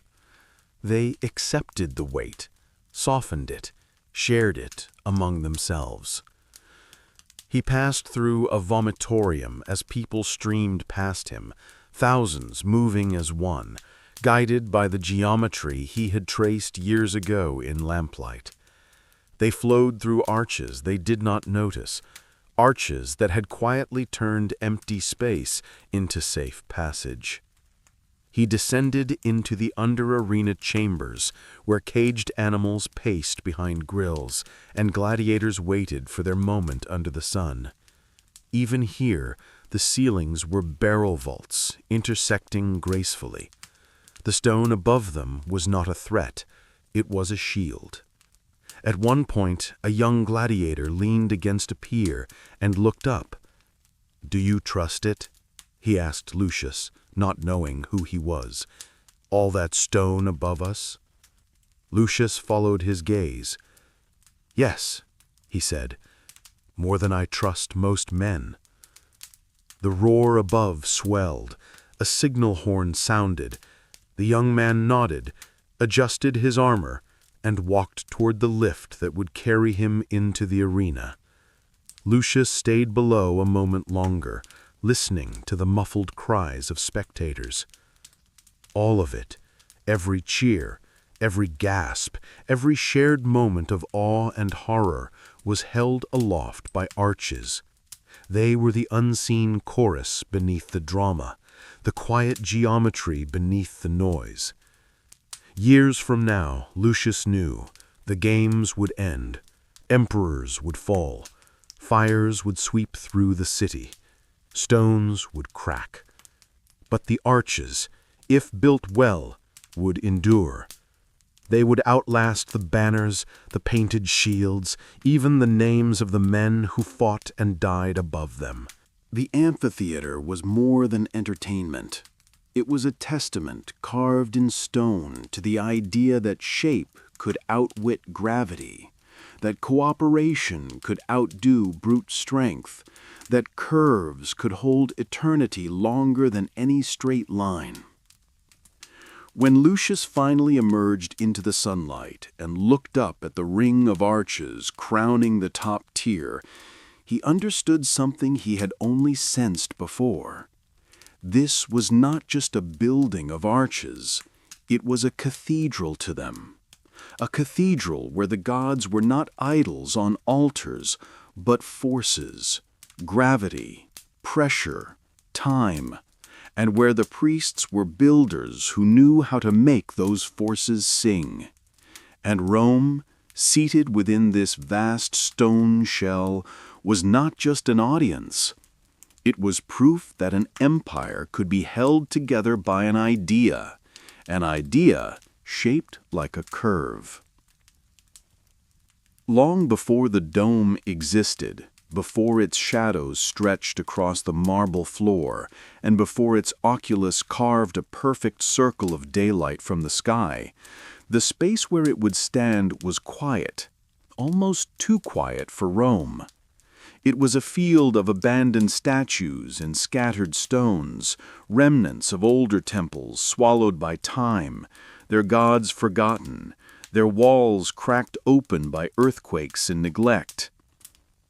Lucius Varro walked through the ruins alone one morning, his sandals brushing aside weeds. The air smelled of dust and history. He paused beside a fallen column, once a proud pillar of some vanished shrine, and rested his hand on the cool marble.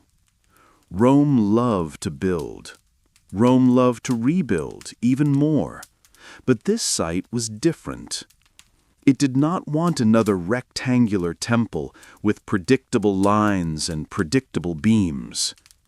The emperor wanted something impossible, something that would eclipse every monument before it, a rebirth of the old Pantheon, but grander, stranger, more divine. And that was why Lucius had been summoned. He stood in the center of the empty clearing and imagined a space untouched by straight beams, a space held up by nothing obvious, a space where light itself would seem to support the air. A dome, a perfect hemisphere. a shape the world had feared for centuries. The idea itself felt like treason against geometry. Flat ceilings sagged, but curved ceilings? A full dome? 1,000 tons of stone pressing everywhere and nowhere, threatening to fall inward like a crushed egg? A dome should not stand. Everyone knew it, except Lucius. The emperor's architect, alias Adrianus, called simply Hadrian by those close to him, met Lucius at the site a few days later. Hadrian was no mere patron. He was a builder at heart, a ruler who loved stone more than jewels and sketches more than speeches. He walked with the confidence of a man who believed architecture could be a form of immortality. "So," Hadrian said, spreading his arms wide toward the clearing, "can you do it?"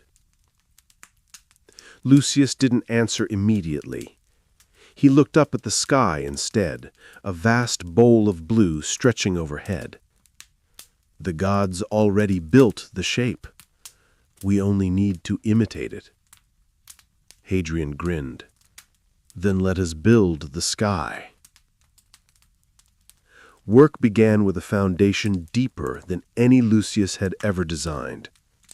A dome doesn't merely sit on the earth. It pushes against it, demanding stability at every point. The foundations had to anchor the building like roots of an ancient oak. Next came the rotunda walls, a dome, a perfect hemisphere, a shape the world had feared for centuries. The idea itself felt like treason against geometry. Flat ceilings sagged, but curved ceilings? A full dome? 1,000 tons of stone pressing everywhere and nowhere, threatening to fall inward like a crushed egg? A dome should not stand. Everyone knew it, except Lucius. The emperor's architect, alias Adrianus, called simply Hadrian by those close to him, met Lucius at the site a few days later. Hadrian was no mere patron. He was a builder at heart, a ruler who loved stone more than jewels and sketches more than speeches. He walked with the confidence of a man who believed architecture could be a form of immortality. "So," Hadrian said, spreading his arms wide toward the clearing, "can you do it?" Lucius didn't answer immediately. He looked up at the sky instead, a vast bowl of blue stretching overhead. "The gods already built the shape. We only need to imitate it." Hadrian grinned. "Then let us build the sky."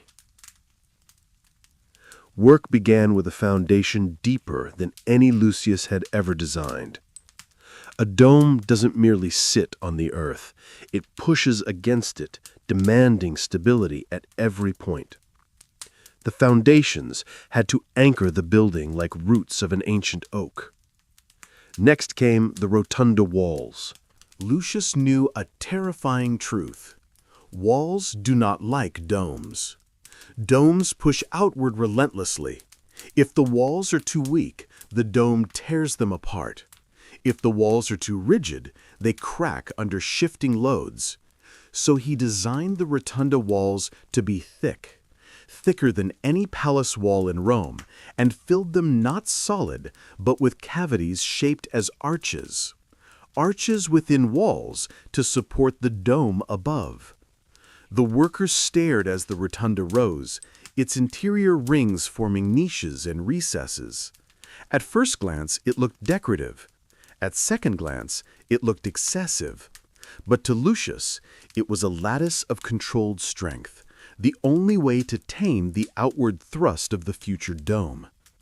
Titus, ever loyal and ever skeptical, inspected the walls and raised an eyebrow.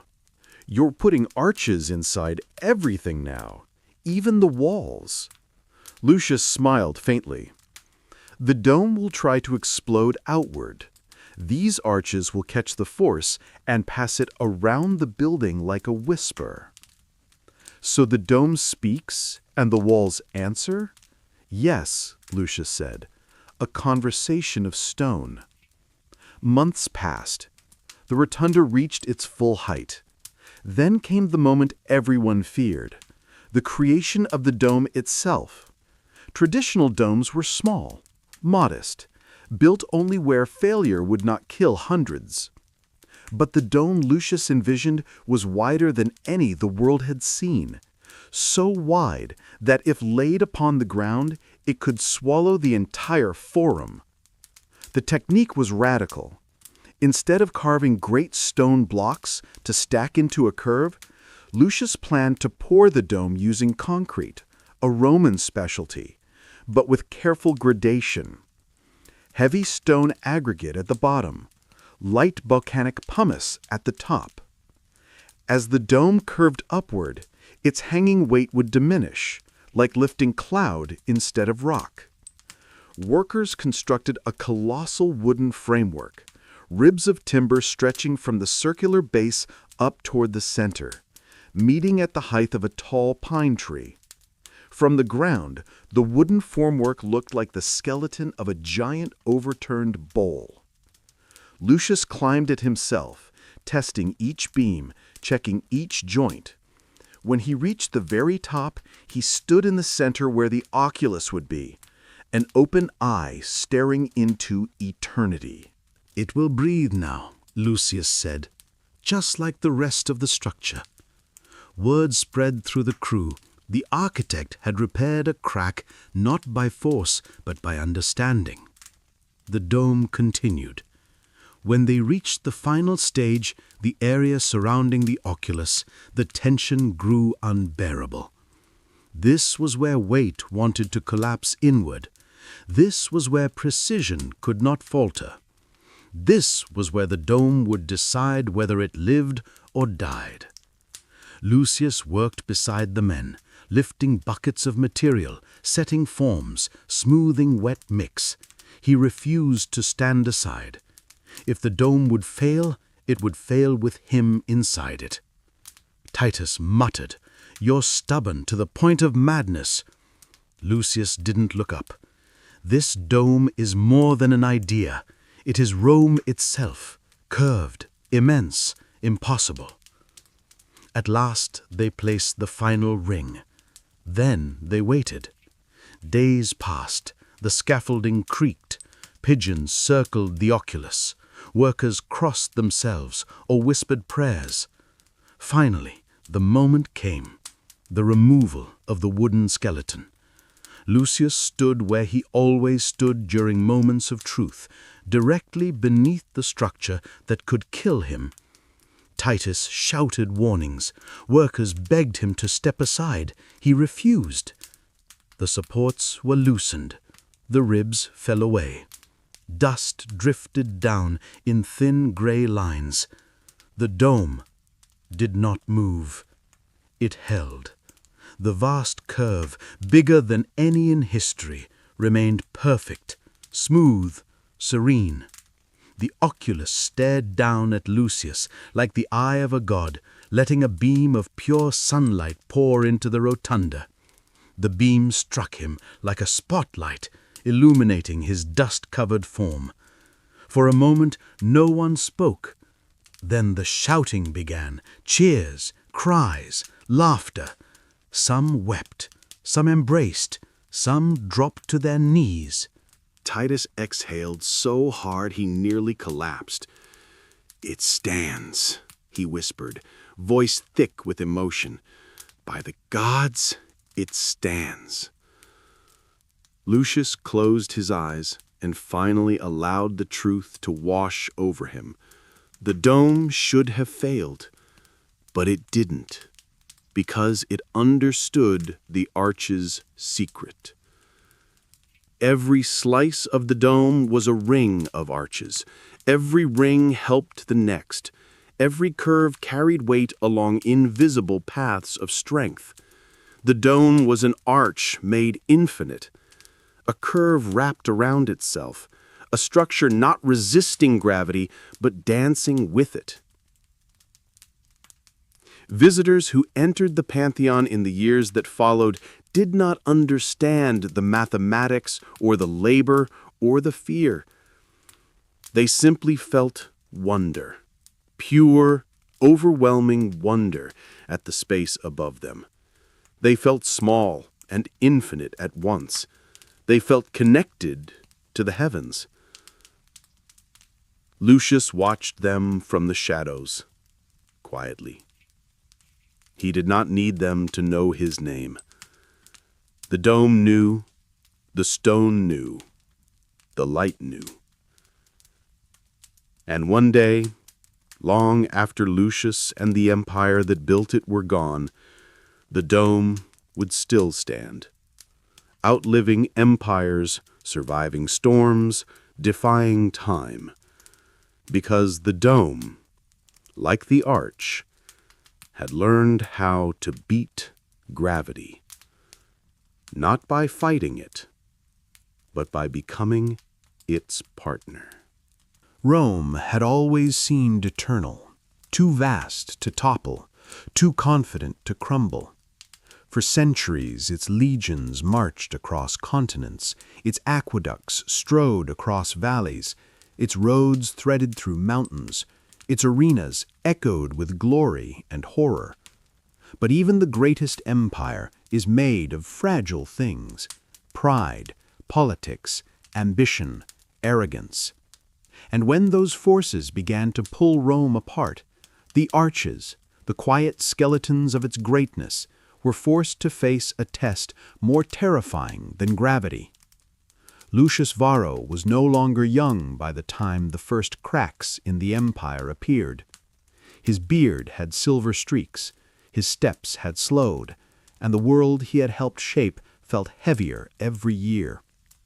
But he still walked Rome's streets with a builder's eye, noticing details others overlooked: the faint settling of a column, the tilt of a paving stone, the way a vault breathed under the summer heat. He noticed something else, too. The city was changing, not by expansion, but by strain. Taxes rose, soldiers grumbled, grain became scarce. Rumors spread of barbarians pressing into the distant frontiers. The Senate muttered out corruption. The people muttered about the Senate. Fires burned in neighborhoods more frequently, and rebuilding took longer each time. One morning, Lucius visited the aqueduct he had designed decades earlier. The arches still stood strong, rising across the landscape like a procession of giants. But below them, the guards were fewer.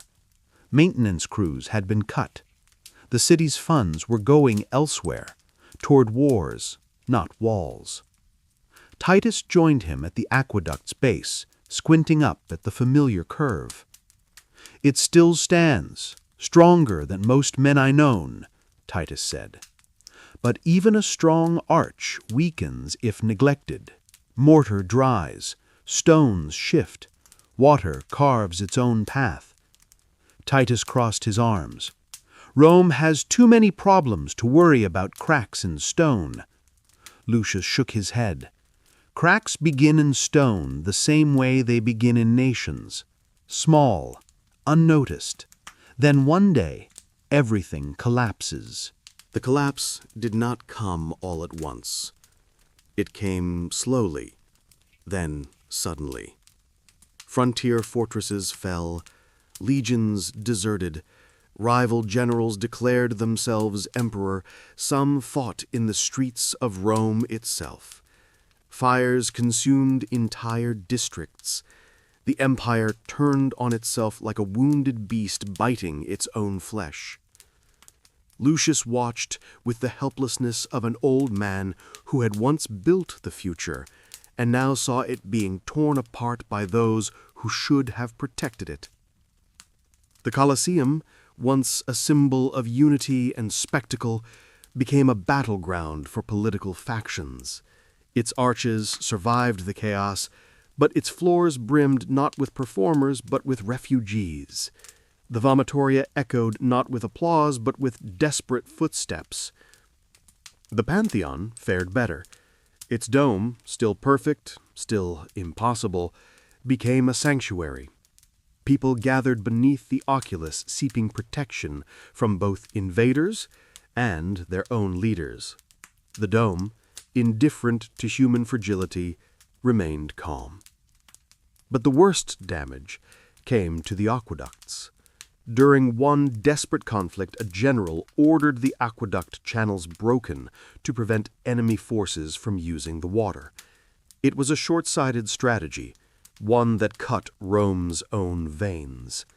Lucius arrived at the damaged aqueduct section to find shattered stone, dry channels, and citizens carrying buckets from muddy wells. He sank to his knees beside a broken arch. "It took us months to raise you," he whispered to the stone, "and only minutes for fools to break you." Titus, now older and grayer, stood beside him. "It can be repaired," Titus said softly, though even he didn't sound convinced. Lucius shook his head. "Not with the city in chaos, not with the treasury empty, not with the empire divided." And still, despite neglect, the arches held. Months later, when invaders entered Rome, flames engulfed parts of the city. Temples burned, villas collapsed, statues shattered, libraries turned to ash. Rome's grandeur curled into smoke and vanished into the night air. Lucius fled through the streets with Titus, dodging falling beams and burning debris. The heat of destruction pressed against their skin. "Where are we going?" Titus shouted over the chaos. "To the Pantheon," Lucius gasped. "It will stand." He was right. The Pantheon, in the middle of the collapsing city, was untouched by flames. Its dome refused to burn. Its thick walls refused to yield. People huddled inside, pressed together under the massive curve of the oculus as embers rained from the sky.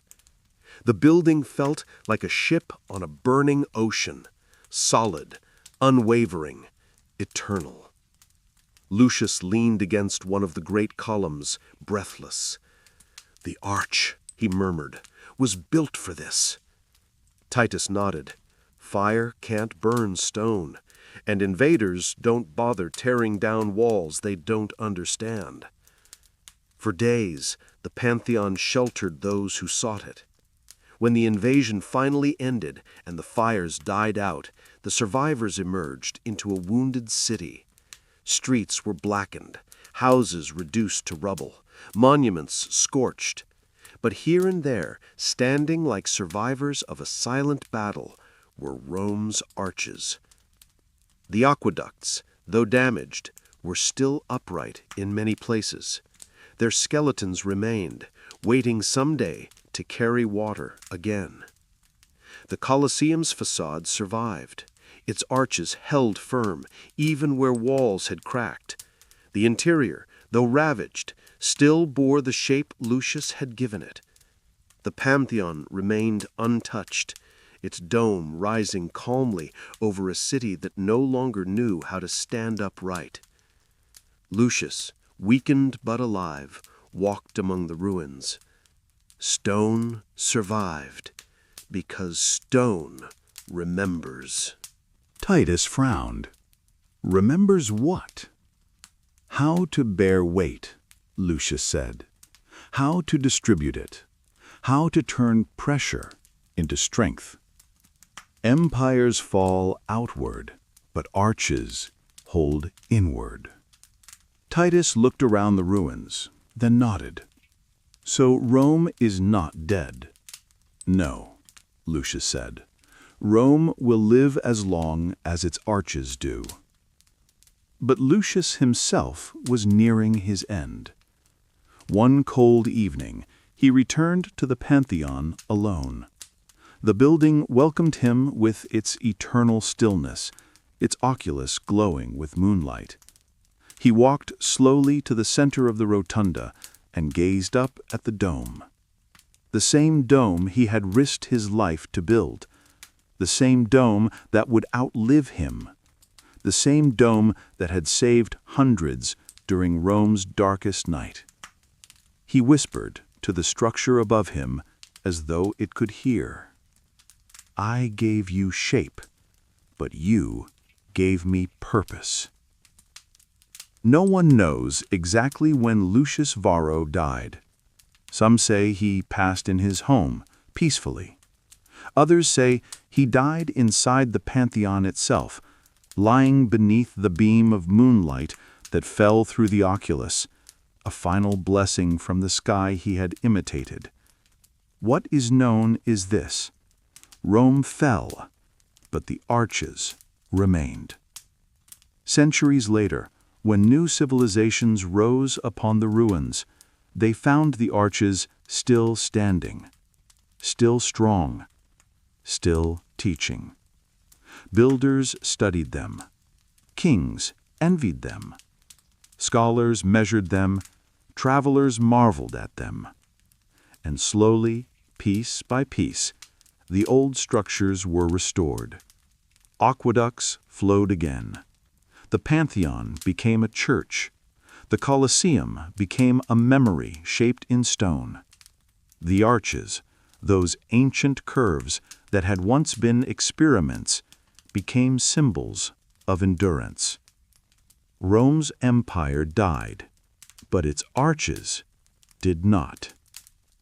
They survived the fall because they had always obeyed a different power than politics, the laws of physics, not the laws of men. And so the arch outlived emperors, invaders, plagues, and centuries of neglect. It outlived the fall. It survived because it was never designed for a moment. It was designed for eternity. The arch had begun as a whisper in a dusty workshop. It grew into a rumor, then a curiosity, then a tool, then a revolution. It endured the rise of emperors and the fall of empires. It survived fires, invaders, earthquakes, and centuries of silence. But its greatest triumph was not in what it built, it was in what it transformed. By the time the last breath of Lucius Varro had slipped quietly from his chest, the arch had already outgrown him. It had become part of Rome's identity, woven through its bones like veins through a living body. His name might have faded from memory, but the curve he championed lived on in stone. Yet history did something strange with the arch. It didn't stay where Rome left it. Long after the empire crumbled, travelers roamed the ruins with curiosity. Some came for relics, some came for stories, some simply because ruins have a way of calling to the human heart. And whether they knew Lucius or not, they all marveled at the same thing. The arches still stood. They stood when roofs had vanished. They stood when walls collapsed. They stood when entire districts returned to dust. One traveler, a monk from the distant north, wrote in his manuscript, "Here in Rome I saw structures without kings, without people, without purpose, yet they remained upright as if held by the hands of angels." He didn't understand the secret, not truly, but he felt it. Those arches were not stubborn relics, they were survivors, and survival whispers lessons to those willing to listen. From Rome's ruins, the arch began its second life.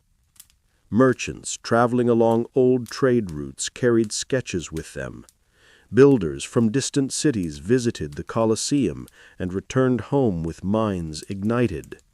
Scholars traced the patterns of Roman vaults and scribbled theories onto parchment. The knowledge moved across continents like a migrating bird, landing where civilization was ready to learn. In the East, architects studied Roman ruins and adopted the barrel vault for their own temples. In the West, the arch re-emerged in small churches, quiet monasteries, and stone bridges. In the North, medieval builders copied the Roman models and slowly rediscovered lost techniques. Some say the arch saved Western architecture. Others say it saved history itself. For without it, the grand cathedrals of the Middle Ages could never have risen. Their ribbed vaults, their flying buttresses, their towering naves, all of it was a direct descendant of the humble Roman curve. Every time a stonemason traced an arc into fresh mortar, Lucius's whisper returned. Then came the Renaissance. Men like Brunelleschi and Alberti stood beneath ancient ruins and felt the same awe Lucius once felt as a boy.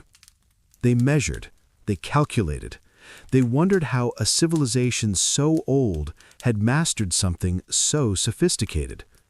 And when Brunelleschi designed the dome of Florence's cathedral, those who knew whispered that he had outdone even the Romans. But the truth was simpler. He had learned from them. The arch's legacy flowed forward through time like a river. It shaped new worlds, new cities, new identities. In the industrial age, bridges of iron and steel rose across great rivers, but their shapes were still Roman. Curves that redirected force, vaults of strength, arches that transformed burdens into beauty. Even in the era of concrete and skyscrapers, the arch remained. Engineers bent new materials into the same old pattern because the pattern worked. It always had, it always would. And if Lucius Varro could see the world now, he would find his legacy everywhere. He would see it in the stone arches of cathedrals that lift prayers into the sky. He would see it in the steel arcs of train stations stretching like ribs across cities. He would see it in the sweeping curves of modern bridges spanning waterways his own designs once crossed. He would see it in the reinforced concrete domes of museums, libraries, stadiums, and capitol buildings. He would see that his idea did not die in Rome. It lived globally. But the arch's greatest triumph was not architectural. It was philosophical. The arch taught humanity a truth deeper than stone. Strength is not about resisting force. It's about redistributing it. A beam tries to take all the burden alone and snaps. An arch shares the burden and thrives. A society built like a beam fractures. A society built like an arch endures. A leader who carries every weight falls. A leader who distributes responsibility rises. Lucius had believed this long before he had words for it. His life had been one long experiment in cooperation, of stones, of forces, of people. The arch was not a symbol of power. It was a symbol of unity. Each stone mattered. Each stone relied on the next. Remove one, and the whole suffered. For centuries, architects taught apprentices, an arch is many stones acting as one. Imagine if Rome had followed the same rule. But Rome's politics were beams, rigid, oppositional, brittle. And beams crack. Rome's architecture was arches, flexible, cooperative, resilient, and arches endure. In the end, Rome's buildings survived its own downfall better than Rome itself. The aqueducts, broken but still present, guided medieval builders to water again. The Pantheon, untouched by fire, became a church that outlived whole religions. The Colosseum, scarred but defiant, became a monument to memory itself. And quiet beneath it all were the arches, always the arches. Centuries later, As scholars translated ancient texts, they discovered references to early Roman builders.